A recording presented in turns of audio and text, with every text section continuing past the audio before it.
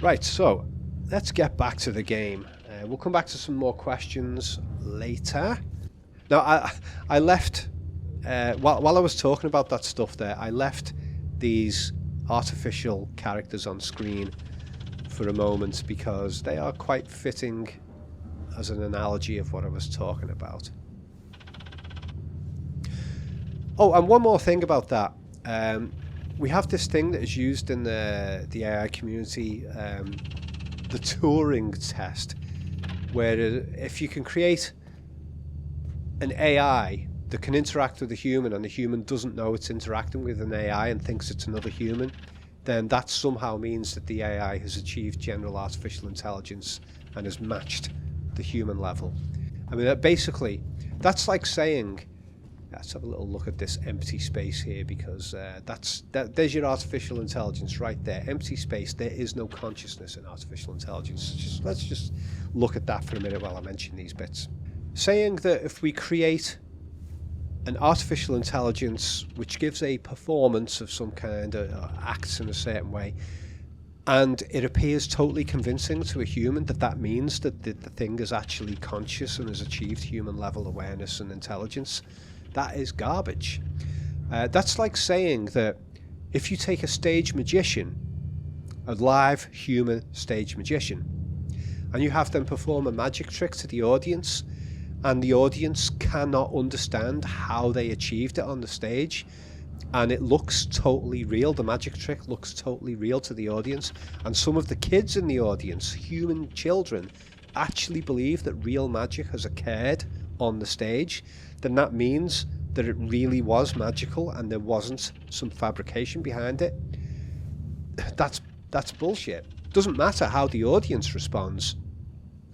The stage magic is artificial, it's fake, it's an illusion, and no matter how convincing an illusion is, it's still just an illusion.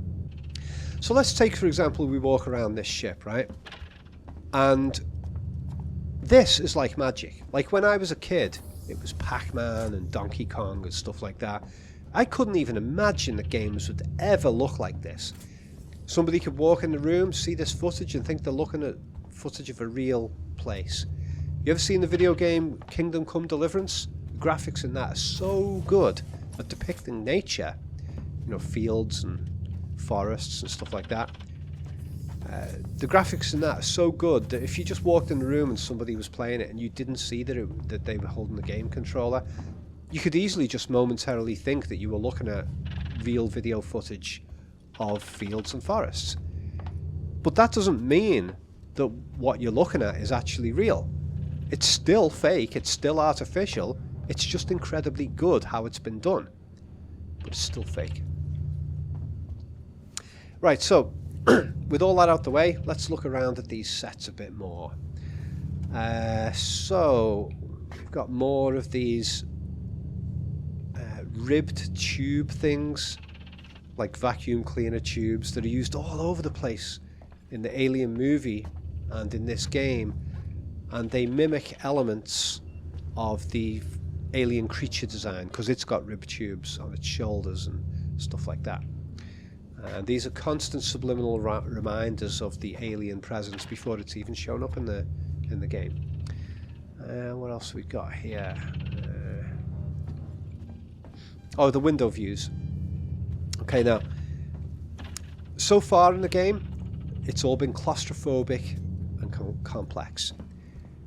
And now we get to this, and the sense of scale is like, oh my god. The feeling of being that we, human beings, and these characters in this game are insignificant in the scale of the cosmos. We get our first hint of that here. And just like in reality, if you move back and forth, the stars don't really move anywhere. If you keep the same angle of view and just move side to side, the stars stay pretty much in the same positions at the edge on the screen, because the distance that you're moving just isn't far enough to make them budge even a millimeter. And the same with the planet and the sun there. They just don't budge. you'd have to move hundreds of miles left or right, maybe thousands of miles, just to see a discernible difference in the positions and the angles of that planet and the star in relation to each other. You'd have to move probably tens of thousands of miles, maybe hundreds of thousands of miles, before that star would start to move closer or further away from the planet. So they've created these external views of space and the planet that are consistently flat. Just like when we look at the stars from Earth, it all looks consistently flat. Nothing moves because we are so small within the scale of it. That's really good. So we've got cramped spaces here. We've got like claustrophobic elements in these spaces, these seating spaces, and we've got agoraphobic elements here. And you look down, it's like, oh my god, I could fall down. Not that you'd fall from here because it'd be zero gravity out there, but the fear of falling is a major thing in this game. And the fact that the windows sort of are pushed outwards so that you can see down and see up, that adds to that sense of I don't want to fall into the void. So have we got anything else in this set here? I thought there was more in these sets, but doesn't seem to be. Yeah, in the film we have these helmets placed behind the seats, and there is a theme in the movie which it goes against what I've just been talking about with artificial intelligence and human consciousness. There is a hidden theme in the movie that's not explicitly stated, but it's mainly communicated via the existence of the character called Ash, who's a humanoid who the other characters don't know. Sorry, he's a robot, but the humans don't realise that he's a robot. And the way he acts like a human is so utterly convincing that it gives the impression that human intelligence and human consciousness is just a machine in the first place. It's fake. Because if you can completely, 100% fake something and make a robot that has all of the conscious versatility of a human, then how is the human real? That's an interesting debate to have. It's not necessarily conclusive one way or another. But one way that seems to be communicated in the Alien movie and here is that we have the humans sit in these chairs and we have these robotic looking helmets directly behind them. Can we get a better view of one of these? One with a bit more light. And on the one hand, that could be a subliminal regarding like an alien threat right behind the head of the human about to attack them. But it could also be a suggestion of like, hey, these humans, they are basically programmed machines just like these helmets behind them. Well, the helmets are, kind of look like robots. And in the movie, Ash the alien, even when he's seen on his own, he acts very human-like, and he appears to have anxiety and stuff like that. So yeah, seems to be a major fear element in the Alien film and in this game. And we get more of this game with the Working Joe androids. We'll come to those much later. They're fantastic creations for this game. So a little look over here. More complex panels and stuff, excessive detail. We've got a lot of other symbols like Chinese writing in a language you can't understand, and I don't remember any of that being in the original movie designs at all. And again here, this is in the movie as well. You've got what from a distance just looks like a geometric pattern of like a grill pattern, but you get up closer and it's like, oh my god, there's all this complexity behind it as well. Yeah, look at the detail when you get up close to that. Fantastic.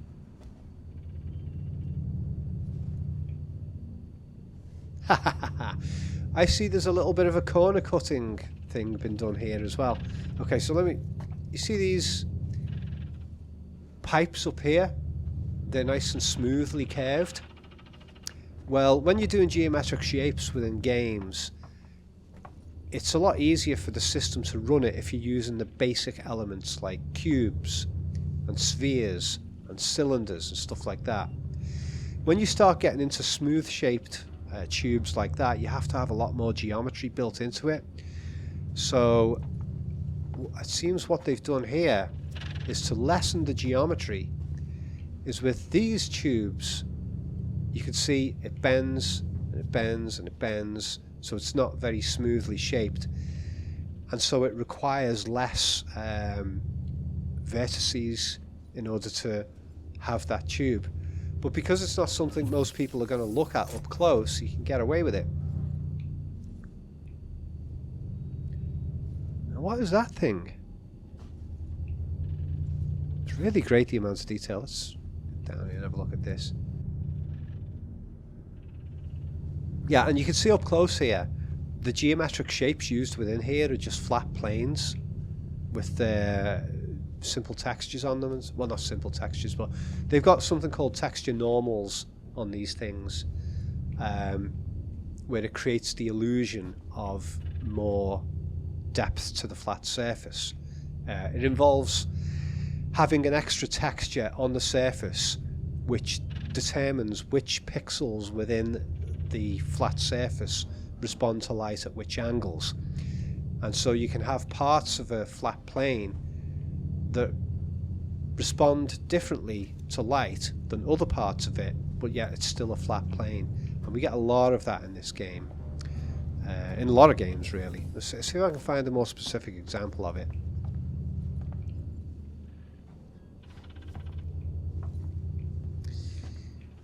See if I can find any around here. I wish the light was better. I could do it. Oh yeah, I mean, this would be an example of it. So you see the pattern within the floor grates there. You've got these little specks, and they are responding to the sunlight over there. And actually, the sunlight angle through the window, it actually mismatches the way the light is coming through here. And his shadow mismatches it as well. So the sun is over there, and yet his shadow comes from a sun which is supposedly straight ahead there. So how many gamers are going to actually play and notice that? So you've got a light angle that's coming that is sort of positioned equidistant between the sun and the planet there. Now these floor grate patterns are responding to that light source over there. And now you could have these floor planes where you actually set up the geometry of every little groove in that floor plane, but that would create so much geometry for the game to deal with. In all of these, you can see them better here as well. These ones are responding to light directly above. Yeah, you could set that up with having full geometry for all of the details, but it's just way too much for the computer to handle. But by using texture normals, it's actually a flat surface, but you've programmed certain pixels within that texture to respond to light differently. And so you're using a flat surface that is processor easy, and yet you're getting the illusion of there being more depth to the texture. It's very cool. I've gotten into doing that with my own video game called To the Death, which I've been making over the past year or so, and I took about a 4 or 5 month break from working on the game recently because I wanted to get my income back up via YouTube and my videos on my site, and I've built it back up now. And so I've been back working on the game a bit lately, but yeah, I've been using a lot of texture normals in the game, and my god, it really helps to make things look more real. It's possible. Are we using texture normals on any of this stuff? There is geometry here. It's like the curved edges here. If you look at the edges, on the upper edges of this brownish area here, you can actually see there are corner vertices that are visible. It's not that complex a shape. You can see straight line, corner, straight line, you know, but when you look at them with the light reflections, it gives the impression that the model is much more complex than it actually is. And again, that's using the texture normals and something that they call smoothing as well on the edges of the model It's mathematically calculated to reflect light in a way that gives the imitation of greater geometrical depth to the object. Okay, I think that's all this bit out the way. Let's crack on with the game. So we got the planet there shown mostly in darkness, and that's very important throughout this game, and it was in the movie. The planet must be in darkness because it's a big black gaping hole that can swallow you. Looks like damage. Punch up 74, tight angle. A lady in a bikini on the left, what was that? I can't bring the Torrens into that. This is the commercial vessel Torrens out of St. Clair, registration number MSV7760, calling Sevastopol Traffic Control. We've got a mismatch in lighting with the planet there from the previous shots, by the way. I think the reason they've had that mismatch is they wanted to get the creepy clouds in on the planet.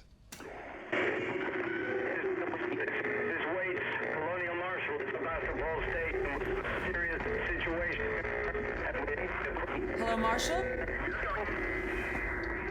Marshall, this is the Torrens. Say again?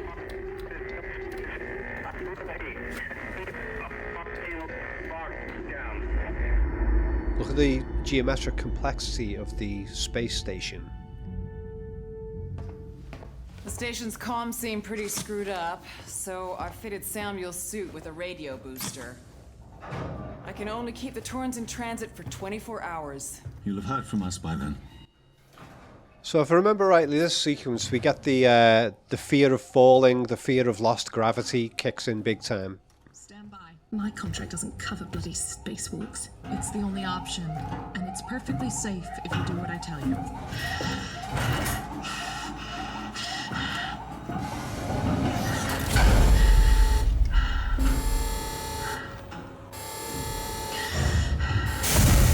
Depressurizing. Fuck. Hating this. Just shout on me, Taylor. You too, Samuels. Affirmative. Remember the anxiety thing about brightness and darkness contrast? We just had that there as the doors opened, and we've got it here in this shot as well. Fuck happened here? My God, Ripley. You're doing good, Taylor. Just keep moving! Taylor, Ripley, hold on!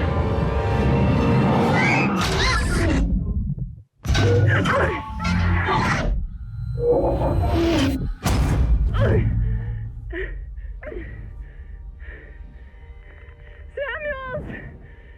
Taylor! Respond! Anybody! Okay.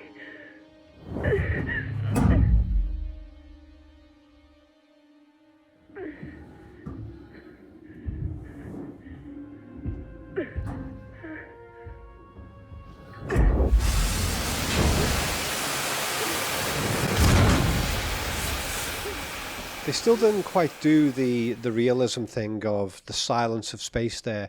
I mean, the doors opened and, you know, some air blasted out and we couldn't hear it because of the silence of space. But then when she was trying to close the door and she pulled the lever, you could hear the lever move, which you wouldn't be able to do. It would be silent. I think 2001: A Space Odyssey is almost the only movie that I've ever seen that actually really goes for it on depicting the silence of space.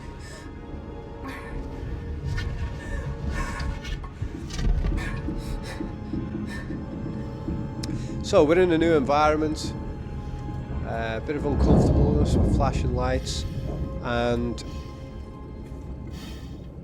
we've got the distortion at the edges of the screen here, which is very nice. Adds a little bit of visual anxiety.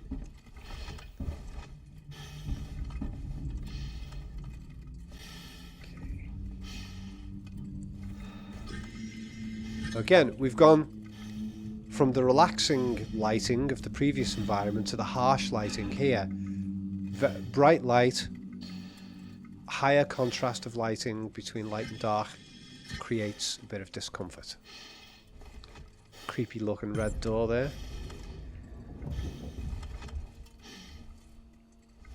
But these look like prison bars, don't they? Oh yeah, I stupidly said earlier on that the yellow suits that we see in the first movie, we don't get to see the suits. Well, we didn't get... I don't think we saw the characters wearing the yellow suits in the first movie, although we did see yellow suits in the sets. We saw them wearing that colour of suit instead in the first movie. Bit of a pointless thing to mention, but what the hell. So she gets out of her suit now. Right. Bureaucracy again.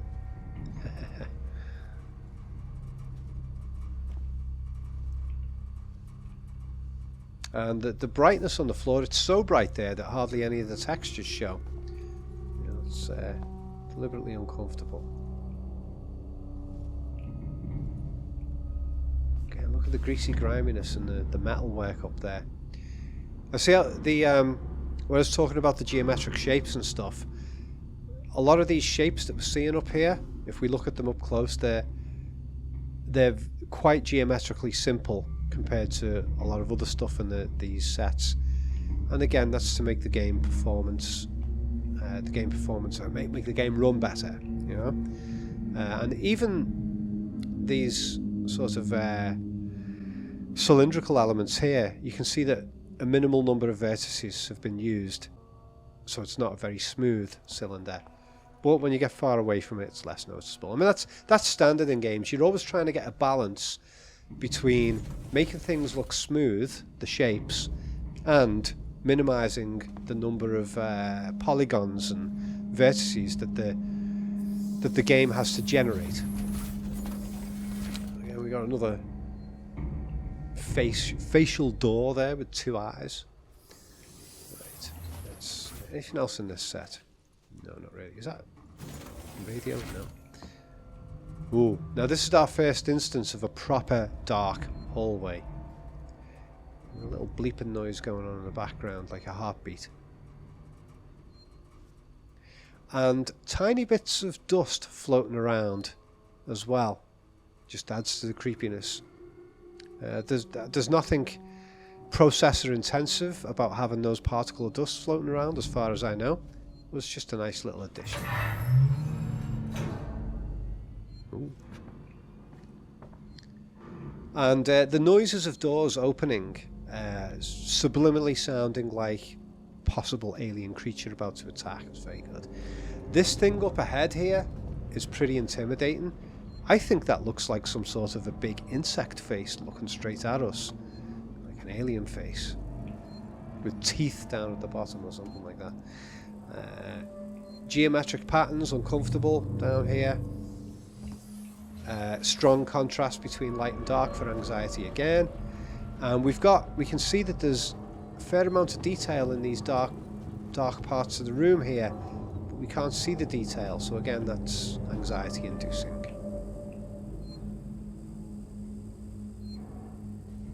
More geometric anxiety stuff. What's this thing? Look like that.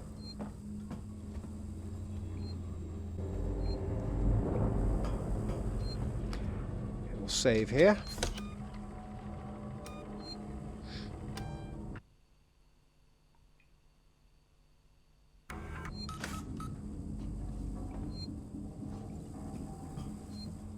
Now it is a little bit of a bother that you can't have multiple saves and go back in this game, so I have to be fairly thorough.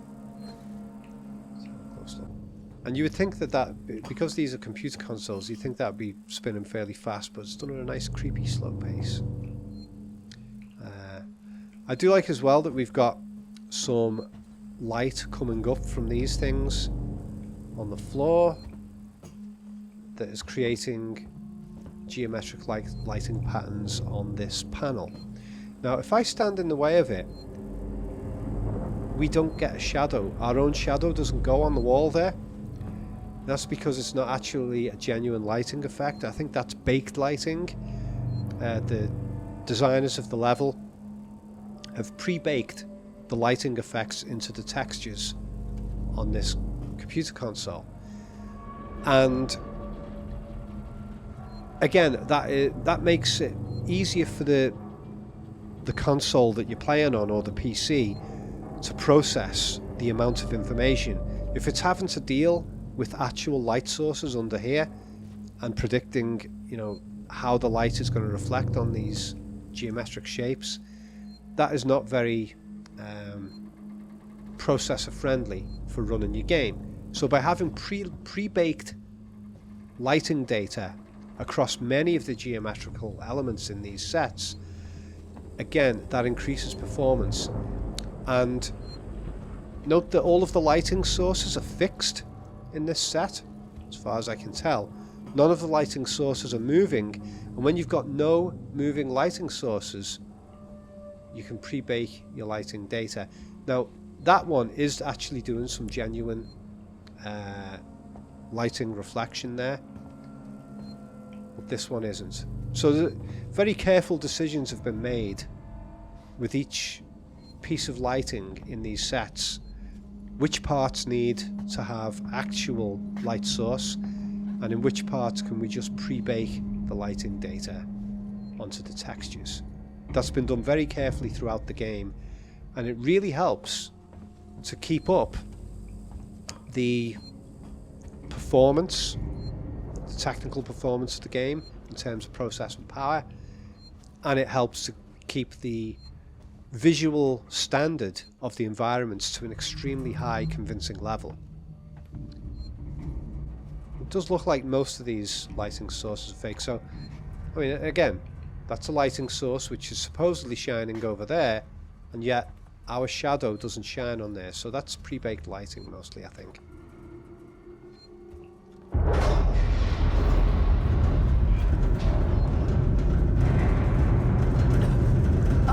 Okay.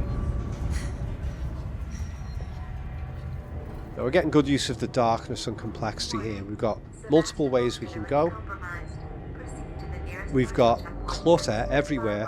Clutter is very important in this game. Using excessive clutter to confuse the player. Now I just want to go back a minute because that's where we go forward in the story. Can I run yet? Oh, I can run now. That's good. Now we did have this other little bit of set over here.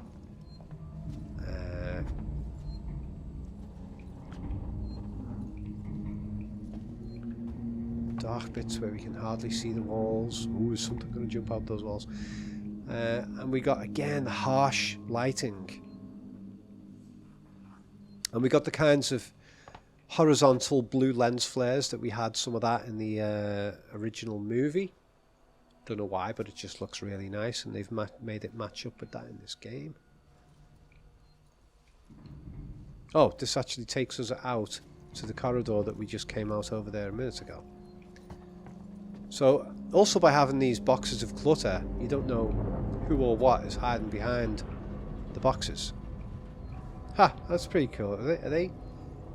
Is that stains from coffee mugs on top of the boxes? Ah, that's brilliant. If that's what it is. Really nice attention to detail. So, darkness anxiety kicking in now. There's another variant on those wall designs that we saw earlier that have a slight impression of a face hugger with legs.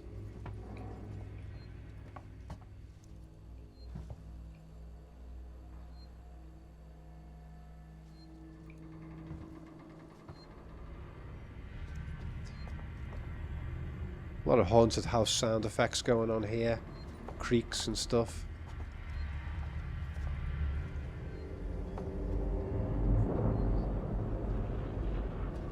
Again, that looks like there's a face hiding behind these boxes. The doors with an eye shape there, an eye shape there.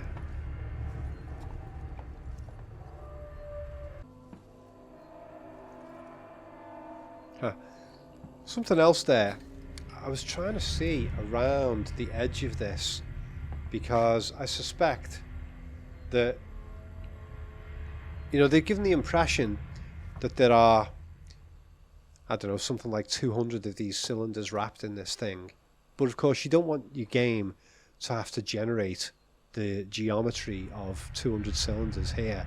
So it's just generating the outer ones, and inside it'll be empty space. You've got one or two sticking out at the end, giving the impression that there is a full amount of them in there. But I think if I could get past this wall to my left, we would see that it's an empty space behind that. Again, geometrical perception tricks to make it seem like there's more going on geometry-wise in the environment than there actually is. Now, I think there's a bit of a jump scare coming up here. Shit.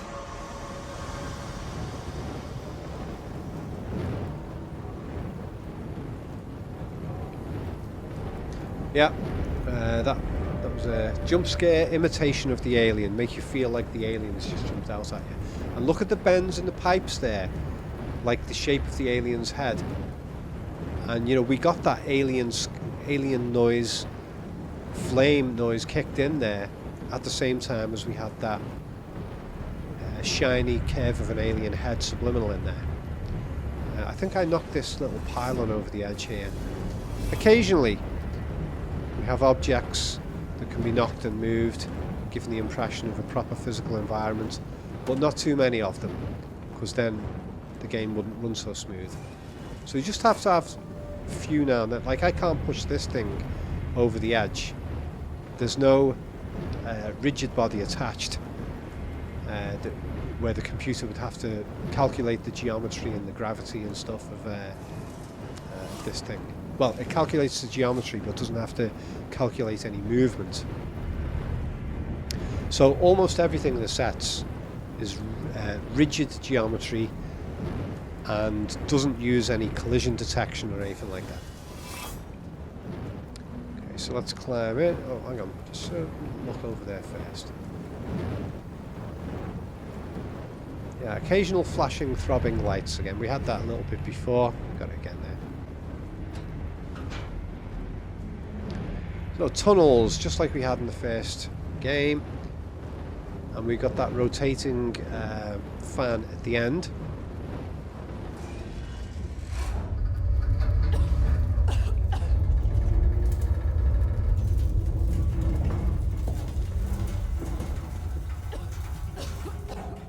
Although the actual physical instability of the space station, like it's going to fall apart and then you're going to be sucked into the void of space and then sucked into the gravity of the planet, that is a constant threat in the game as well. Like this spaceship, this space station, as creepy and scary as it is protecting you from the void outside and that big scary planet sucking you in. Okay, I'm going to freeze frame it there while I go through some of the questions that you folks had sent when I asked on the post page of my channel. Questions that are not specifically related to this game. This section is an insert to the video, by the way, because I forgot to do the Q&A stuff while I was actually playing the game, so I'll just insert it now. Okay, so we've got somebody asked, what is your opinion of the various Alien games over the years? And I've never liked any of them except Alien Trilogy, which was on the PlayStation 1. That came out way back in the, I think, the late 1990s, early 1990s, I think it was. That one I very much enjoyed at the time, but that's going back so far. Games were very different back then, much more technically limited. I haven't played, Aliens Fireteam or whatever it was that came out a couple of years ago. I did have a try of the game Aliens vs Predator on the Xbox 360. I can't remember why, but I just didn't really get into it. I probably didn't give it a proper try, but I know that was popular with some people. But yeah, Alien Trilogy on PS1 was the only Alien movie-related game that I ever liked, aside, of course, from this very game, Alien Isolation, which is by far the best. Stankface6954 asked about negotiation skills and persuasion for future filmmakers breaking into Hollywood, and he asked about creative control and dealing with corporate executives who want to interfere with the projects and stuff like that. I personally don't have much hope for the film industry in its current state. I think there's way too much tampering from executives. I think there's too many people trying to put political agendas into the films. I don't generally make videos about that because there's other people already making videos on that stuff, and I find it boring to talk about, to be honest. The film industry has just really gone to pot. It's been terrible for a long time, for a good 20 years or so, and occasionally good stuff comes out, but not very often. TV's been better, or at least in the 2000s it was. 2010s, there was still some good TV shows, but even that seems to have died off for me. I haven't enjoyed many of the TV series that I've watched in recent years, so I've almost given up on TV and film these days. Not that I think it's a lost cause. I still think there's great potential, but a major thing that I think is an issue is that you can have freedom to do your own creative choices in movies as long as you're not doing big budget movies. If you go back to classic stuff like, a lot of the great filmmakers started off by making really edgy, low budget films that are just set in the real world. Movies like Scorsese's Taxi Driver, you don't need a huge budget for a movie like that. I mean, it's like, you're just filming regular people in everyday life. It's so much easier to film. You don't need loads of special effects and stuff like that. And the films are more important because it's more relevant to the lives of the audience.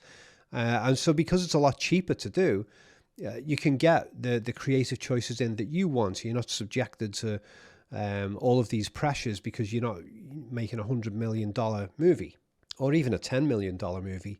I mean, one of my favorite examples of this is Kevin Smith's first film, Clerks. I haven't really liked any other films that Smith has done. Clerks 2 was okay, and he sort of tried to capitalize on the Jay and Silent Bob stuff, but I was never really into that. But his first movie, Clerks, was really from the heart, and it's low budget as hell. There's no pressures from studios because I think the movie cost something like $16,000, if that. And he shot it at the nighttime at the place that he worked, and he had an excuse within the script. The steel shutters on the front of the convenience store in which he actually worked in real life, in which the film is set, that somebody had jammed gum in the lockers so you couldn't open the steel doors, and that provided an excuse for not having daylight shining through the windows for the scenes in the film, so it could all be shot at night. Simple, basic stuff like that in your script can help you get around budgetary issues. I think the way the filmmakers should be going is to basically reject the studios, stop trying to pander to the studios and get the multi-million budgets, and start making real movies with no green screen bullshit, no fucking CGI, special effects and all that. Make real movies about real people in real life. Make it gritty, make it funny, make it realistic, and make it pertinent to people's actual existence. When these kinds of movies do get made, and it's very rare, and it's done well, such a movie can really shine through. I mean, one movie I've praised a lot was Snowtown, the serial killer drama in Australia from 2012. I think that's a very, very important film, and it's just shot with everyday people. I mean, most of the cast in the film weren't even professional actors. They were just people from the actual community that they were making the film in. Clerks, Snowtown, Taxi Driver, these kinds of films are the way for people to go. You want realistic stuff about real people, and you want everything filmed in front of the camera. None of this CGI special effects and all that kind of stuff. I think that's the way that people should go. I had high hopes back when digital filmmaking became an easy thing and cheap thing to do. I remember I got my first digital video cameras. I started making short films and stuff. And lots of people were doing it, and they were editing and stuff like that. And I thought at the time that there was going to be loads of great new filmmakers were going to come out of that scene. People who were being really creative with the digital medium because it was cheap to use. You didn't have to spend loads of money, and you could do it without a studio support. I thought tons of great filmmakers are going to come out of that, and hardly any did. And what I found when I was going to the film festivals and stuff and watching people's short films that they were making, or some people were making really low budget feature films, what I found is that there was way too much imitation going on. The amount of times I went to film festivals and I would meet filmmakers, and everybody wanted to be Tarantino. Instead of making movies about real life, they would want to make Reservoir Dogs Part 2 or something. You know, they basically want to take Tarantino movies and remake them. So the scripts would just involve a lot of guns and shooting people and attempts to look cool and be sarcastic and try and replicate Tarantino's snappy dialogue, which virtually none of the scriptwriters were able to pull that off. I mean, even like Guy Ritchie came out of that scene, and I thought he was massively overrated from day one. I didn't even think much of his first movie, The Lock, Stock and Two Smoking Barrels. To me, it was just a very cheap rip-off of Tarantino. But yeah, that was what I was finding. It was like all this cheap equipment is available across the board, and it's not being used to make real films by real people about real life.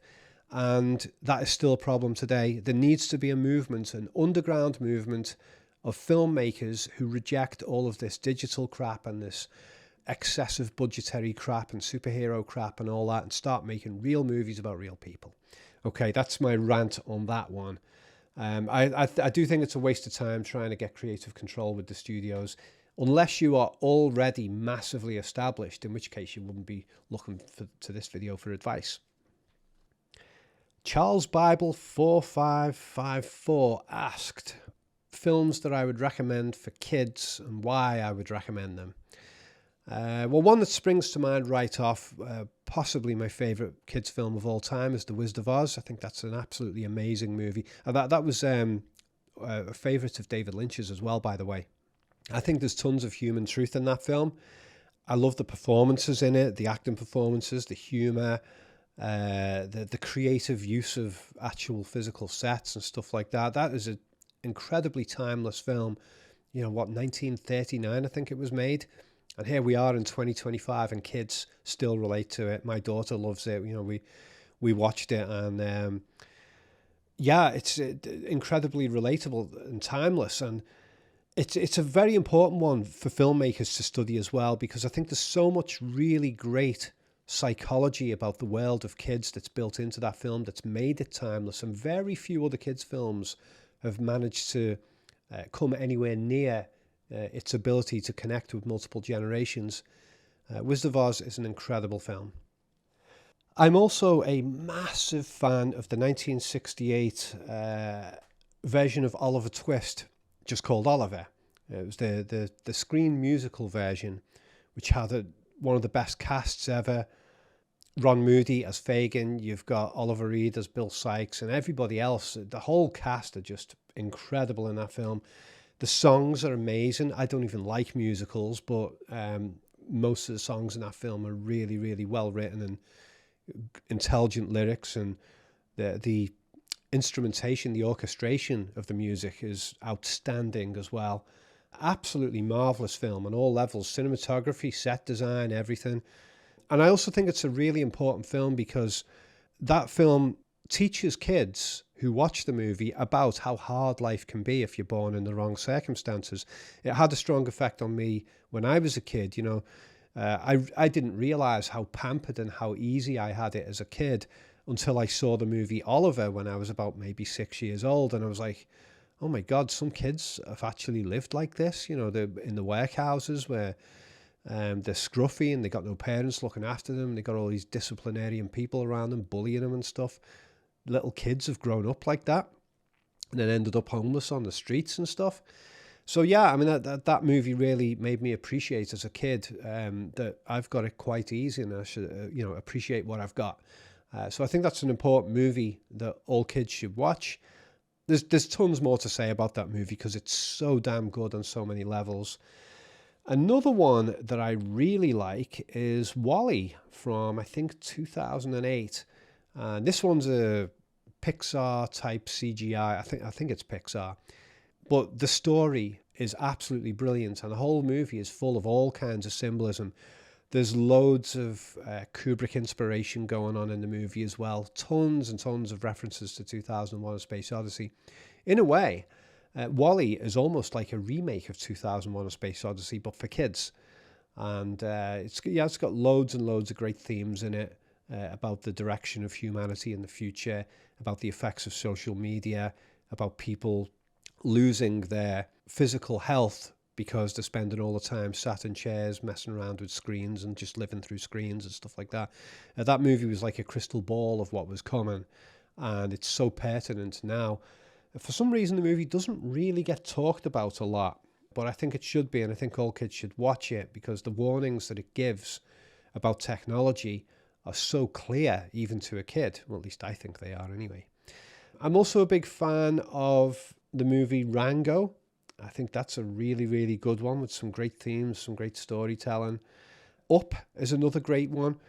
It's funny because I've talked about how I think the film industry has gone really downhill the last couple of decades. But the one area where it hasn't like really gone downhill is the kids' films, the kids' animated films. The animation looks really cool. I mean, I'm still a big fan of traditional hand-drawn animation, but I also appreciate the computer-generated stuff as well. It works fine for me when it's absolutely clear that the movie is an animation movie. I'm not a big fan of using CGI to create things and then sort of like try and fool the audience that it's not CGI. I don't really like that for some reason. But yeah, these kids films like Rango and WALL-E and Up, that's the one I was going to mention. Up is a really good one. I really like a lot of these movies, these kids films. So Up was excellent because, it's about an old guy. It's a kids film, but it's about an old guy looking back on his life and appreciating what he's had and trying to rebuild his life after the loss of his wife and, find a new life and stuff like that. It's a very, very deep emotional film, and I was pretty much tearful by the end of it. That's how powerful a movie it was. Up was excellent. I should make a video about Up, actually, and same with WALL-E as well. I'm also... This one, it's not really a deep and meaningful, but I think it's an underrated film, is Krull from 1982. I think Krull is tons better than the fucking Lord of the Rings trilogy. I find the Lord of the Rings trilogy boring as hell. The first movie, when I first saw it was like, oh yeah, this is good. It drags on, but it's very good. And it had some great sort of special effects at the time that have now become commonplace. But I liked the middle hour of the first Lord of the Rings movie, the Peter Jackson ones. And the rest of those movies I just found boring as hell, too earnest, or trying to be earnest, trying too hard to be deep, trying too hard to be emotional. I couldn't give a damn about any of the characters, and yet when they have a death, they take 10 minutes to die, and it's all in slow motion with angels singing and stuff like that. Things like Star Wars are much better. Ben Kenobi gets killed, and you don't even get like 15 or 20 seconds of screen time wasted. Well, yeah, it's not wasted, but the mourning of Ben Kenobi's death in the first Star Wars film, it lasts for about like maybe 10 seconds and there's a battle and then they escape in the Millennium Falcon. And then you have like about another 10-second moment where Lucas just sat there at the chess table on the Millennium Falcon. He's like, I can't believe he's gone. And then they move straight on to another fucking action scene. Yeah, have an important character die and don't drag it out, but the Lord of the Rings films do drag it out. So I'm not a fan of those. And I think Krull from 1982 is a much more inventive, much more fun, much more appropriately paced movie. Some of the special effects really date it, and the lead actor, he's okay in the role, but he's not like a classic character who people go, oh yeah, remember him, he was absolutely amazing. But having said that, Luke Skywalker was supposed to be the central character of appeal in Star Wars, but it was Han Solo and Darth Vader and some of the others who really took the limelight, and Luke was just considered to be, a good character, but he wasn't the main appeal. And you had a similar thing with Krull. You had multiple other characters in that film who were really good, who were played by some excellent actors, really good cast. And there's some impressive sequences in the film, like there's a giant crystalline spider, which is an amazing sequence, and the score is incredible and stuff like that. So just for fun, I think Krull is a great kids film. Also, the stop-motion animation films like Clash of the Titans and all those Ray Harryhausen films, they were amazing. The special effects don't look real, but what you get is something that is so otherworldly because of its jerkiness and stuff that actually adds something aesthetically and makes those monsters seem more scary because they move in a jerky manner. It's weird. I love that stop motion stuff. So yeah, those films I think are really good for kids. Not that the stories are amazing, but just for the physical creativity of the stop motion animation, I think that's a great thing for kids to watch. I'm also of the opinion kids from like age 8 upwards, maybe even younger in some circumstances, should be exposed to some more adult-themed films as well. Because, you know, they're trying to learn about the world. And I learned a ton of things about life and the world and the people around me at a very young age. I saw Alien when I was 7 years old, and it didn't really scare me. I was kind of desensitized to a lot of horror stuff. I think I saw The Thing when I was 9 years old when it first came out, and I absolutely loved it. It was pretty scary, but it didn't psychologically disturb me a great deal. But yeah, maybe those are like sort of extreme examples, but I watched things like Risky Business when I was like 10, and Risky Business, you know, I was just coming towards puberty, and Risky Business taught me a lot about young people growing up and leaving school and going into the job market, and the harshness of life when you get outside of school and people want to take advantage of you and rip you off and stuff like that. And a lot of educational stuff in that film about sexuality, about the all-important activity of losing one's virginity and how you lose it and when you lose it and its significance and stuff like that. Because the lead character in it, he was a virgin, basically. It's never really openly stated in the film, but I think he was. I found Risky Business a real eye-opener when I was 10 years old. And the same happened with loads of other movies. I think it was my 15th birthday or 17th birthday. I saw Goodfellas on the cinema. That knocked me out and taught me a lot about the world. So I think it's important for kids to be exposed to a lot of adult-themed movies so that they can start to get familiar with the adult world instead of being totally shocked by it when they grow up. Okay, so that's enough Q&A stuff right there for now. Let's continue with the game, and maybe I'll fit some more Q&A stuff in towards the end of this video. I've always thought that these things looked like eyes, like it's subliminal eyes watching us, like an alien predator's eye constantly watching us. And the noise of that thing opening, just like in the original movie, was quite intended to imitate the hisses of the alien itself.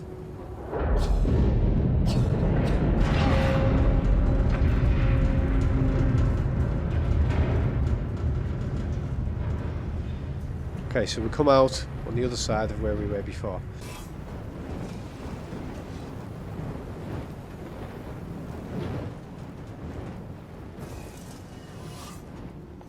A bigger door now.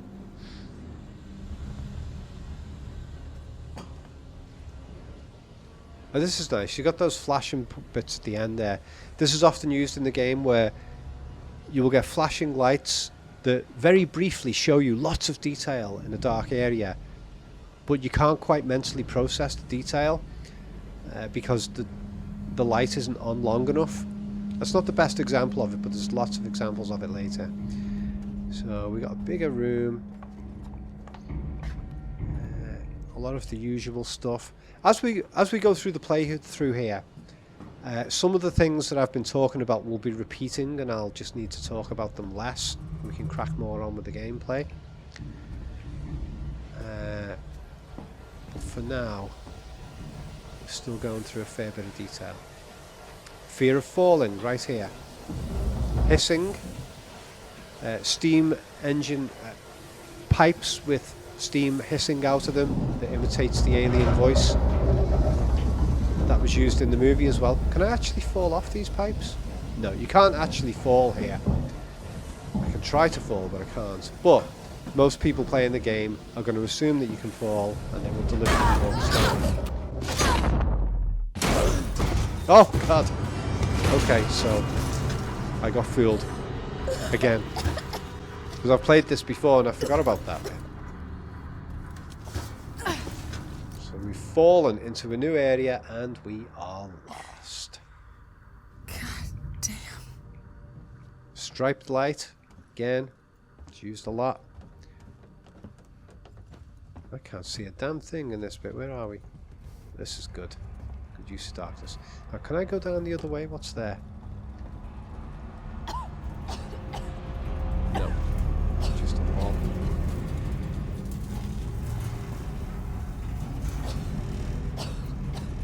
By the way, the fear of falling is built into the blackness of the sets. You know, if you're in a dark environment that's full of clutter and detail, there's a high risk that you're going to trip over things and hurt yourself. And that's part of the fear in these sets. Doesn't look like there's much there, but if a light was on, you would be able to see that there is. We go through here, do we? Haha, I like this. We actually go through a conveyor belt like we are a piece of luggage or something like that. Oh, we can go round there or we can go up there. What if we go directly this way?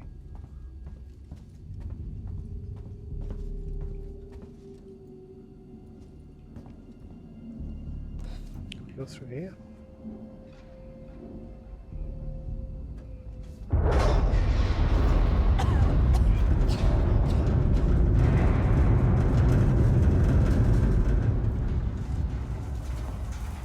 If I remember rightly, this is a dead end where we just collect a few things. I guess that was it. Yeah, blocked, dead end. So we have to go back.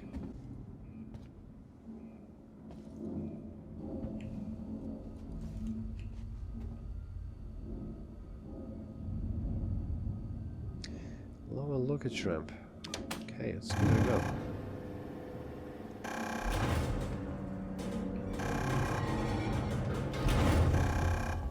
Okay, get up there. Now we could have gone this way. Oh, how do I run like that? We could have, instead of doing that button, we could have just gone up here.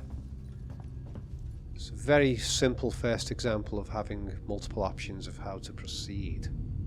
Most of this game is like very linear in how it's laid out.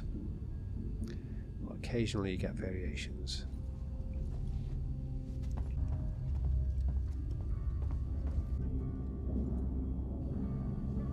Okay, so now onto the posters. I've done a video before on these posters. I did a longer video on the posters in the game for my Patreon supporters. So sign up there if you want to get that one, because that's really goes into detail. I think I did a shorter video on YouTube on the posters. Okay, so here we've got a poster that is talking about that is basically subliminally effective. Well, not even subliminally, it's quite obvious, I think, but pushing on us the notion of the fear of falling and being lost in the void, falling into the planet, falling out of the space station, and you know, this guy's fallen off, and the other guy looks like he might be trying to grab him or he might be trying to push him. Everyone is responsible for safety, Seegson. And this one here I think is much more subliminal. I think that light bulb with the screw-shaped bit at the bottom is almost like a face, like an alien face. Now, some of you will be saying, oh no, you're just seeing things you want to see. Bullshit. If we go through this game further, we will find tons of these posters that do all kinds of subliminal stuff. Right. Let's climb up.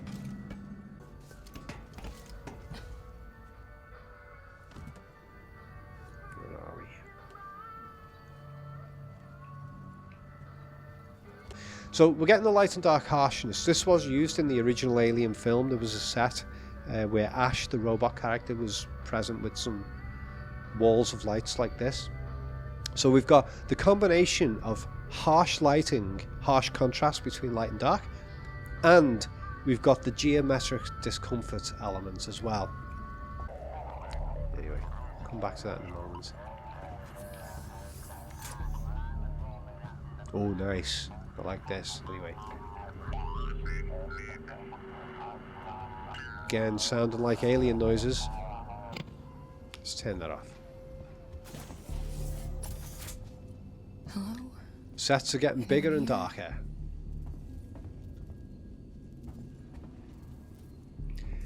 So here we have a model of the Sevastopol station that we are actually on. Quite a cool model. When we get up close, we can see it's a bit more geometrically simple than the textures make it look. It's very cool.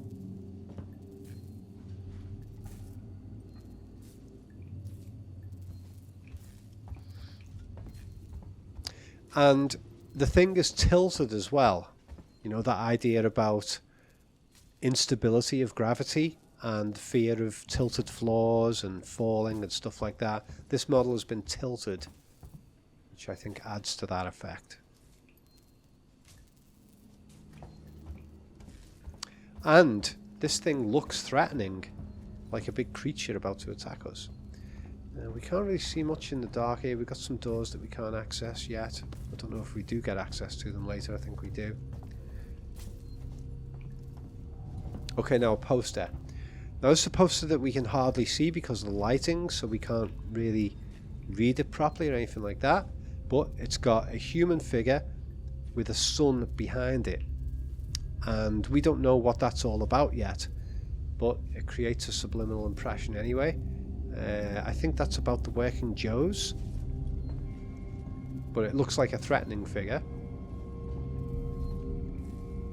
We've got posters here of, is that I don't know what the hell, is that a coffee mug or something? I don't know. And we've got a guy smiling in the dark here, and because it's so dark, it's a creepy, threatening face in the dark. We get to see this poster in a lighter form later. A more well-lit form later. And we get a lot of these posters with people smiling and showing their teeth. Get that a lot in these sets. I think the lights actually come on in this set in a little while, so we get to see all these posters properly then. But for now, we're just looking at posters in the dark so that they can make a subliminal impression. There, a woman with big teeth, like an alien about to bite. That one I can hardly see. The one around here. Oh, just a minute.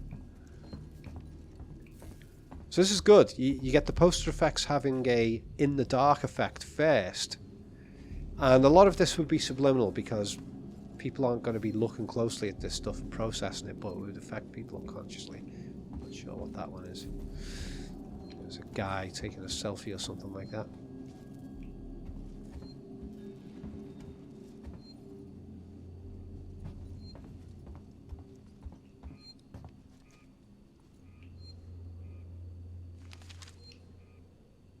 Oh yeah, we have a map in this game.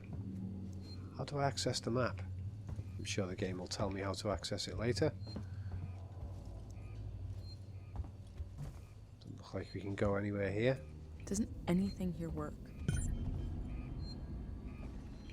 And being in the dark, walking up and down stairs in the dark is a nerve-wracking experience because you can fall.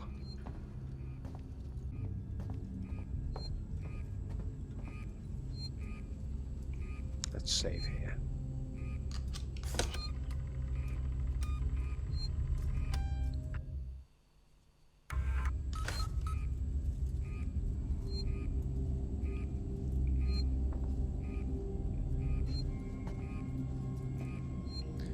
Okay, let's use this.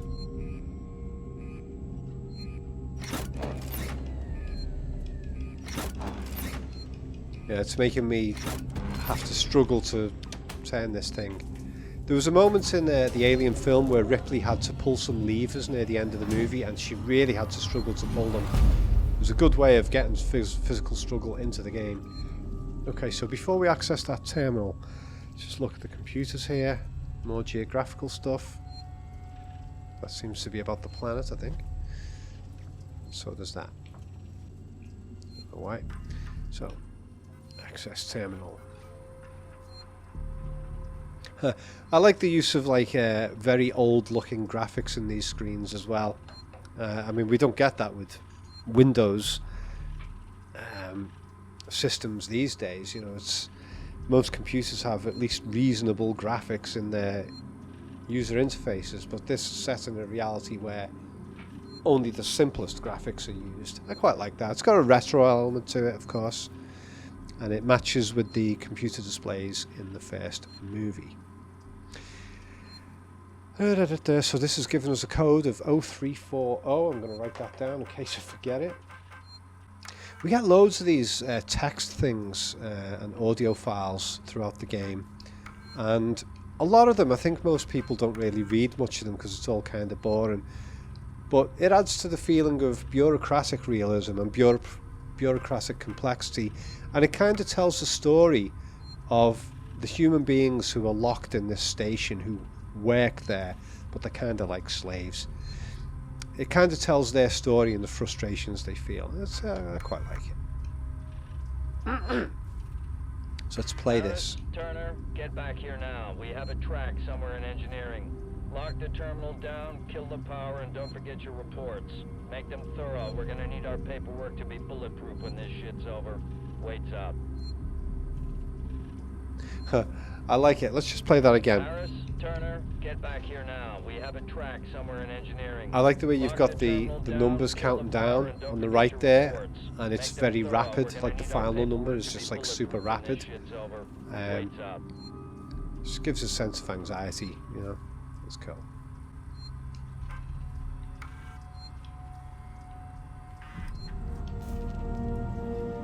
So restore power. This should get lit now. Way.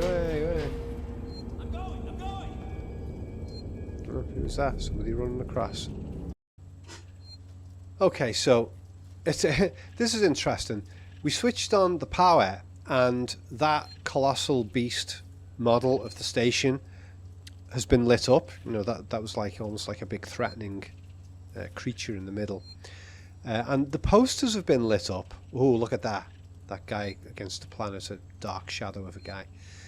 And we can see that guy's face with the teeth, and we can see her face with the teeth. So we can already see some of the posters all at once here. But the rest of the set remains mostly in darkness. So just that item and the posters are mainly what have been lit up.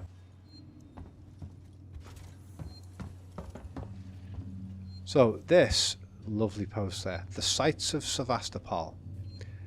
And you've got two of them looking out the window at this planet and this moon. And I think there's a combination of things going on here. It's kind of like the planet could swallow this guy, but also because he is silhouetted, he looks like a threat, like an unidentified threat, a bit like the alien itself, a dark figure. Guy with the teeth. It's a coffee advert. Okay, look at the angle this guy is sitting, like gravity has gone wrong. Yeah. And then the woman with the creepy smile looks a bit like a witch. Regular dental checkups are vital to the health of your teeth. Don't put them off. And then an advert for shotgun bullets. Doesn't seem like the type of thing you'd have in a space station, but you know, the rarity of shotgun bullets I think becomes a factor later. I can't remember if your character gets a shotgun or not. Okay, let's collect some of this stuff. And something important in this game is it, you know, gameplay wise, it's important to go back over the areas that you've been in so that you can find things. You know, sometimes you get through an area and we could have just gone straight through that door up there, but we would have missed out on getting some of these resources which we'll need later. So it's always important to go back and find things that you might need, resources.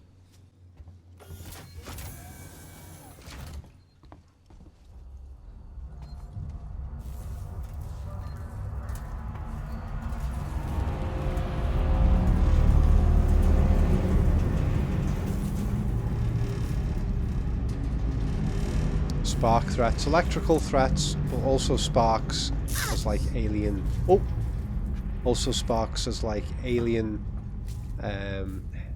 hissing noises. Right, so let's fit in some more Q&A stuff before we finish here. Pontifex 5 asked about space settlement and the risks involved, and the Elon Musk attitude that humanity will be saved by having space colonies. He's asked about that stuff generally. Now, I think Elon Musk is kind of deluded with this stuff personally. I'm not talking about politics and stuff like that. That's not the issue I'm talking about here. Just his general attitude with things like artificial intelligence and space travel and stuff like that. I think he's a bit of a fantasist. I mean, it's great that he's got all these companies that are pushing things forward and trying to come up with new inventions and stuff like that. But I think he's too invested in technology as being the future of the human race. And the whole space travel thing, I think, is a ridiculous fantasy. So many things would have to change and improve technology-wise. And the human condition itself, I think, would have to change significantly before we could do space travel. I was exploring a little bit more on this subject a while ago, maybe a month or so ago, about the effects of zero gravity on the human body if you're exposed to zero gravity for a long time. And there's all kinds of problems. Some of them I wasn't even aware of until I started reading up on it. Things like people get... apparently astronauts who've been in zero gravity for more than a few weeks or something, they start to get like heart problems because, when we're on Earth and we've got gravity, the heart pumps blood up and down the body, and it's very much related to how gravity affects the body as well. And when you're in space, the heart has to, when you're in zero gravity, the heart behaves differently because it's not having to pump blood against gravity. Apparently that's a major issue, and they come back to Earth and they have heart problems, joint problems as well, weakened muscles and things like that. These are major issues from just having a few weeks or even or a month in space. The effects on the human body are horrendous. So that's a thing. If we're going to do anything that's involving space travel with humans in space for long periods of time, there needs to be artificial gravity of some kind, whether it's those spinning torus stations like we had in 2001: A Space Odyssey, or some other fabulous, amazing artificial gravity invention, although I can't see that coming. I've not seen any evidence of that coming yet. Who knows though, maybe it could happen. But also I think the logistical problems, even with the artificial gravity, that's all very well having that when you're in space. Let's say you had a rotating torus station that mimics gravity and matches it to Earth's, and your body deals well with that. But then you've still got the psychological issues. You're not around nature. You're not around direct sunlight, because direct sunlight in space is gives you cancer, stuff like that. So we need fresh air. We need regular exposure to different types of germs and stuff on Earth so that we keep our immunity up and stuff like that. There's all these things that will be a problem in space. But, even if you manage to take care of a lot of that stuff, let's say you go to Mars, which seems to be the big contender for colonization. Mars's gravity is a lot less intense than Earth's. I can't remember exactly how much. Maybe it's 50% or something like that. But let's say you settle on Mars. Well, you can't do the Earth gravity thing on Mars. Your spinning torus station in space works because there's no other gravity conflicting with it when you're in space. But when you're on Mars, you can't do the spinning torus station because you've got the pull of the planet itself. So again, you've got issues with what's going to happen to people who live on Mars in terms of their joints, their muscles and stuff like that. And then getting supplies back and forth regularly to bring fresh oxygen and food and stuff like that. I think the logistics of trying to have human beings live on another planet, whether it's Mars or the moon or whatever, I think the logistics and the effects on the human condition are just too harsh and too complex. And I really can't see it happening at any point. And people like Elon Musk could talk about, this is how we save humanity. Well, as far as I'm concerned, the first thing we need to do to save humanity is sort out all the problems back home, especially the threats of nuclear conflict. We've got dickhead countries, I'm not going to name any, but dickhead countries across the spectrum in the Western world and beyond who are toying with potential nuclear war. This has been going on more and more in recent years. We almost had it back in the 1950s and 60s with the Cold War. The Cold War's still going on, really. It never fucking ended. It just went quiet for a while. But the risks to humanity from nuclear weapons and from man-made diseases. I think these are the big risks to humanity. It's not nature itself. The big risks are the weapons of mass destruction that we humans create. Our lovely scientists, who apparently are all philanthropic, they claim to be in their attitude, and they just want to further human knowledge and help humanity. But so many scientists, thousands and thousands of them over the years, have basically been mercenaries who create weapons of mass destruction, and I think those people need to be held accountable. They should be named and shamed throughout history. They should be kicked out of universities. If you're creating weapons that are designed to blow people up, burn people, chemical weapons, stuff like that, if you're a scientist who's doing that stuff, you should be stripped of your qualifications. That may seem like a radical thing, but hey, these are the big threats. The science community, in conjunction with the people who fund them to create weapons, that is the biggest threat that could destroy humanity. And the ideas of space travel are just like way out there compared to that problem. Somebody else asked about political party politics and whether I'm active in any way and who I support and stuff like that. Occasionally I get people asking about this, but I don't get involved in party politics. In the past, I have voted for most of the major political parties here in Britain, whether it's Labour or the Tories or UKIP or even the Green Party or the Liberal Democrats. All of them have had my vote at some point or another. And it's changed over the years. I'm a swing voter. I don't know how I'm going to vote at the next election because it depends on the issues of the day and it depends what the parties are offering at that time. People who are devoted to one political party and they always vote for that party and never any other, to me that's a waste of democracy. Democracy works because people change their vote according to what's going on and according to the changes that are going on with the political parties. And so, I mean, I was a Labour Party supporter for most of my life up until the Iraq War happened and Tony Blair went berserk and was joined at the hip with the neocon Bush administration. Up until that point, I always voted for the Labour Party. And then they changed. The party really changed quite intensely. And all of this stuff about being for the working class just went out the window. And the Labour Party became the new party for the rich, to the point where I couldn't really tell the difference between them and the Conservative Party. To me, it's just two identical parties, just two management teams competing to run the same old system.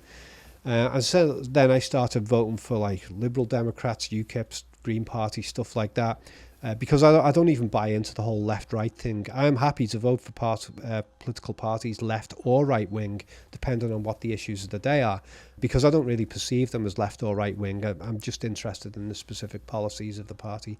But yeah, the parties change over time. So if you commit yourself to one political party, and you think, oh, this is the one that's going to do all the good stuff, often you find that as the membership and the leaders of that party change over time, the party itself changes to the point where it isn't even deserving of the same name. So yeah, I don't commit to political parties, but I am happy to campaign on specific issues independent of political parties. And also, tons and tons of people in society today spend so much time trying to manipulate and sway each other's vote in elections. I don't want to do that. As far as I'm concerned, you vote for whoever you want. I mean, how can I dictate to anybody else how they should vote when I'm not even sure how I'm going to vote for myself, because everything changes all the time? So as far as I'm concerned, I'm happy to discuss specific political issues and social issues, and even campaign on them to some extent. But I don't try and tell people who to vote for. Who you vote for is entirely up to you based upon what's going on at the time. And the last question, this is something I've been wanting to talk about for a long time, is Joe Chang C5G asked about my thoughts on NLP, which is also known as Neuro-Linguistic Programming. He asked a couple of other questions, but I'll just stick with the NLP question for now, and I'll make this probably the last question I'll answer here.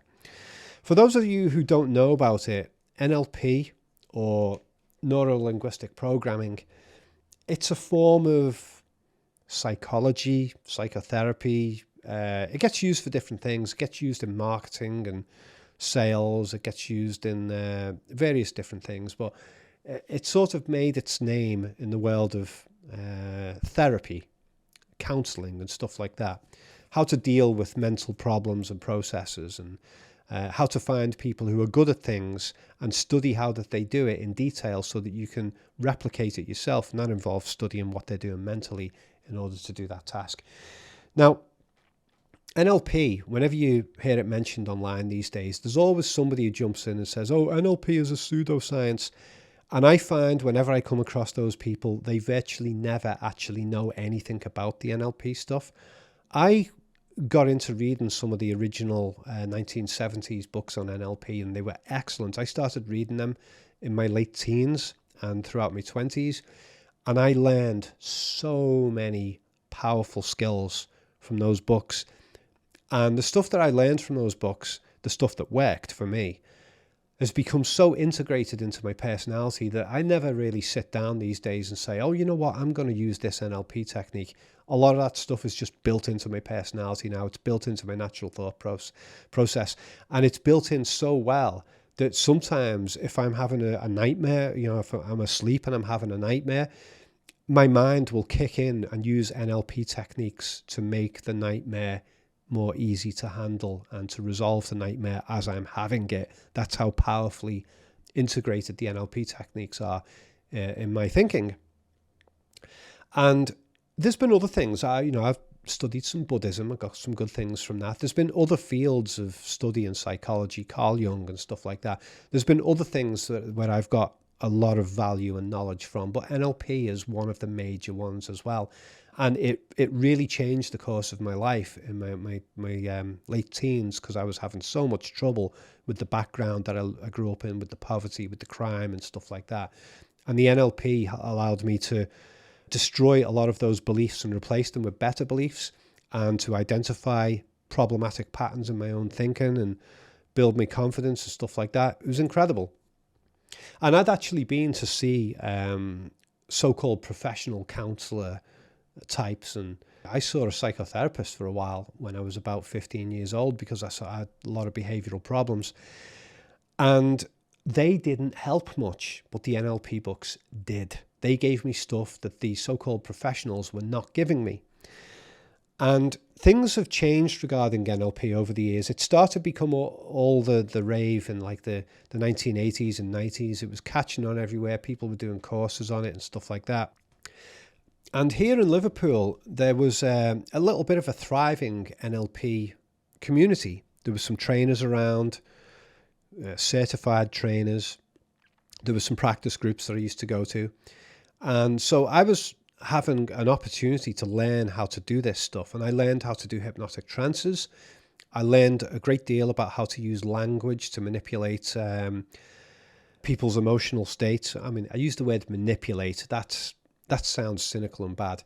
I learned how to use language to ease people into more calm and constructive and empowered emotional states where they could deal with the problems better. I learned how to do that. I learned how to do deep hypnotic trance induction, and then to use those trance states to bring about certain changes to then...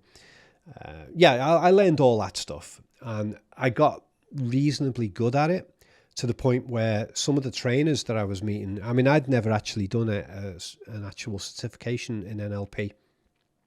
But some of the trainers that I was meeting, they were really surprised at how good I was at using the language stuff and to guide people into trances, because I used to do it in these practice groups. Sometimes I'd do it as a demonstration. Sometimes somebody else would be prompting us to do it, and they would be like, bloody hell, you're good at this. I got good at that. But things then changed in the NLP field, because I think in both Britain and in America, there was some legal problems that went on regarding the brand name of NLP, Neuro-Linguistic Programming. And if I remember rightly, it was concluded that nobody owned the copyright to the term Neuro-Linguistic Programming, and it basically became public domain.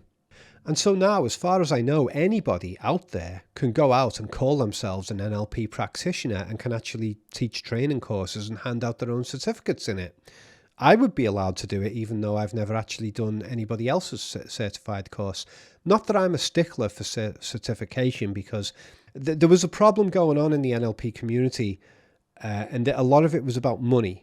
And this isn't just with NLP. This was like any form of training. People were getting certified in NLP not because they were good at it, but because they'd paid the significant fees to get the certifications. They'd sit in the groups and they'd do the practice and stuff like that. And at the end, they come out with a certification that says, oh yeah, you're an NLP trainer, you're an NLP practitioner, you're a master trainer and stuff like that. But some of the ones that I met, some of the trainers, they weren't very good at it at all. Some of them were excellent and some of them were terrible. Some of them were really amateurish. And to me, it was just like they'd paid enough money to get the certification, and that's bullshit. And I think that started watering down the quality across the board.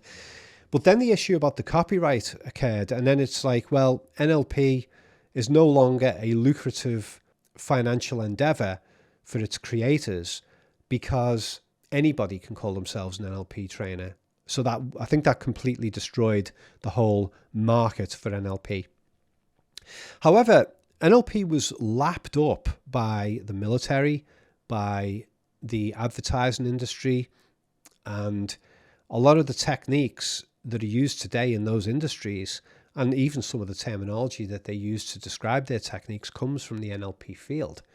They don't call it NLP, but the influence is clearly there. I see so much of that going on. And it's interesting because academia has rejected NLP. And I think the reason academia has rejected it is because it's a competitor that didn't come from their own hands. Academics, generally, as a collective, they like to claim to have the highest knowledge. You know, oh, we've got people who are certified in this and this and this, and they are the world's best experts because they are certified by one of our institutions.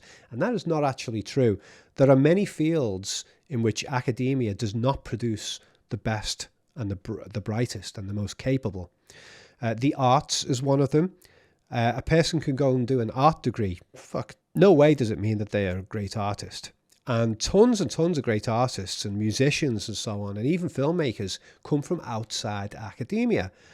Stanley Kubrick didn't study film at university. And, you know, there's been loads of bands that just self-taught, practicing at home, and went out and made a band and made it big and created some of the most powerful music that we've ever had, and nobody fucking trained them with a certification. So the arts is one area where academia doesn't tend to produce great thinkers or highly creative people. And I think psychology is one of them as well. And part of the issue is that everybody deals with psychology. We all deal with it. Every day of our lives, you have to deal with your own psychology. You have to deal with your own thoughts. You have to deal with the behavior and thoughts of other people around you. It's unavoidable. Just being a human being and being alive means that you have to deal with psychology every day of your life. So everybody's involved with it. It's not just an area that only academics can study. And there's very little in psychology that can be actually studied and tested with the standard mathematical statistical tools that get used throughout academia. So academic statistical models, I think they fail dreadfully in the realm of psychology. And especially academia has a major problem with hypnosis. And neuro-linguistic programming, a lot of that came from the fields of hypnosis in the first place. It's like academics don't want to deal with hypnosis because nobody really understands how and why hypnosis works, but it does work. You go and watch Derren Brown, and the things he can do to manipulate people's thought processes and behavior is amazing. He's not the only one. There's plenty of other hypnotists in the field who can do this kind of thing. But nobody understands exactly how and why it works. We can make guesses at it. I've got my own thoughts about why that stuff works, but it's hard to prove it with a scientific test because the mind is largely inaccessible to academia. So we've got the academic psychology, which mainly is not really about helping people from what I've seen. It's mainly about just putting labels on people. Oh, I diagnose this person as a paranoid schizophrenic. I diagnose this person as this and that and that. And it seems to be all about labeling people and saying, oh yeah, this is their problem and it can't be changed. Whereas in the fields of hypnosis and neuro-linguistic programming and some other fields that are outside of academia, there's a much greater emphasis on actually getting results and actually helping people. And I think the academics in psychology often feel kind of inadequate in comparison to it because they can't get similar results. So I think for that reason, academia tends to reject hypnosis, rejects the existence of the unconscious in the first place. I mean, you can't really prove that the conscious or unconscious exist with a scientific test. It's not measurable with mathematical instruments. So they reject hypnosis and neuro-linguistic programming, and they publish papers in that field, in the academic field, that try to disprove, debunk these other non-academic forms of human communication, ways of changing the mind and behavior. They try to attack them with these published papers to try and make them out to be what they call pseudosciences. But psychology isn't a science in the first place. It does not fit in with the academic model of science. So to me, all psychology is pseudoscience because science doesn't cover everything. Some things are outside of academic science, and psychology is one of them. And I've read some of the papers that have been used to try and discredit hypnosis and neuro-linguistic programming, and I was able to spot the major flaws in how the tests were designed, or they could have been flaws, or they could have been deliberate deceptions.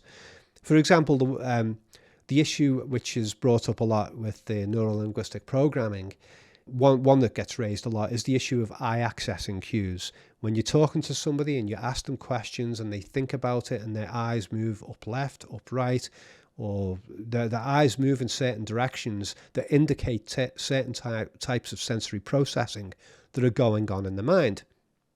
Now, I know that there is some truth to the eye accessing cues that are mapped out in NLP because I've tested it and used it a lot myself, to the point where I can actually manipulate other people's eyes to move the way I want them to go. If I want somebody to move their eyes up and to the left, I just bombard them with visual memory questions, things that they've actually seen in real life. I ask them questions about it and I watch their eyes go up, left, up, left, up, left, up, left. And I mean, if you can actually use it to control people's eye movements in that kind of way by the types of sensory questions that you're asking, that's a good indicator that there is some truth to it. And I saw one academic paper that tried to debunk eye access and cues, and it was so utterly stupidly designed, even though there were 7 academics who worked on this paper. I've actually kept a copy of that paper because I want to do a video on it at some point, because I suspect that paper was done deliberately to try and artificially discredit eye access and cues. If it wasn't done on purpose, then it reveals a certain level of stupidity from the people who designed the tests. So that's a future video that I might make. But yeah, the whole NLP field has been ruined in the legal sense, in that anybody can call themselves an NLP practitioner.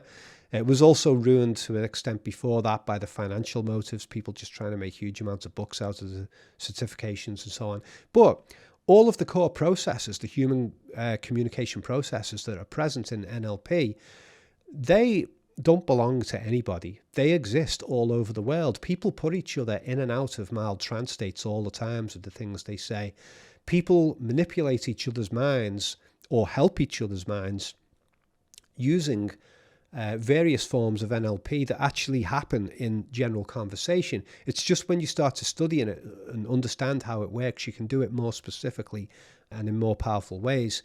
So yeah, there's a lot of great stuff in NLP. Anybody who ever asks about it, for me, I always say, I personally would not bother paying for the certifications unless I knew that the trainer was incredibly good. I'd have to see the trainer in action, doing real work with real people and getting good results and showing their skills. Then I might be willing to pay for a training course with them. But I wouldn't be paying for the certification because anyone can hand out the certificate and it doesn't mean anything. I would be paying to have more exposure to that person's skills and hopefully learn their skills. Instead, if you want to know more about the NLP stuff, you want to really get into it, there's a load of great books from the 1970s and 80s that were written on the subject, and they're virtually all written by Richard Bandler and John Grinder, one or both of them. Some ones that stand out are Transformations. That's not the conspiracy book. There's a Transformations book about NLP, which I did actually do a video review of a long time ago, because it's the most powerful book I've ever read on how to use language to affect people's mental states. Another one is Frogs into Princes. That's almost like a Bible of NLP. There's a lot of fantastic stuff in there. There's a book called Reframing. That's got a lot of good stuff in it. There's a whole bunch of them. There's another one by John Grinder called Turtles All the Way Down, which is all about wisdom. That one's more like a philosophy book, and I got a lot out of that as well. So there's a load of these books from the 1970s, and you may have to pay a fair amount of money to get hold of them. There might be PDF versions of them freely available online somewhere, but I recommend them. I will not say that everything in those books absolutely works, or that I agree with everything in it. There's some aspects of NLP that I find it didn't work for me, and other parts were brilliant, and some parts of the NLP processes I had to rejig them, change them, alter them a little bit in order to get them to work for me, and they became more powerful in that respect. But yeah, if you want to expand your mind, your thinking processes, and learn how to communicate better, those old NLP books are fantastic.